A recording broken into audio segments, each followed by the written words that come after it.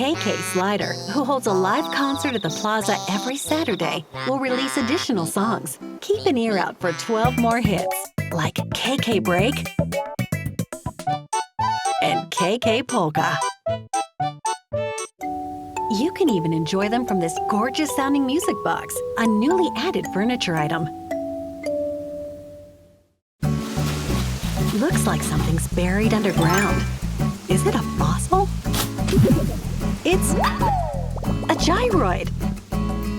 When you find gyroid fragments, then plant and water them, they'll mature into a lovely gyroid overnight. If gyroids have grown on your island, you may find more the day after it rains. Gyroids make rather interesting sounds. Experiment with different gyroid combinations, or use them with music to bask in fresh harmonies. Gyroids can be customized to match a room's atmosphere. Nook's Cranny will have newly added furniture types available, like ceiling decor. The shop will also get furniture that's never been seen before. There's a new type of tool you can craft.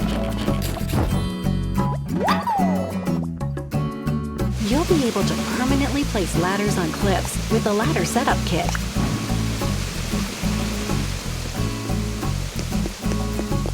It's super handy for getting around your island.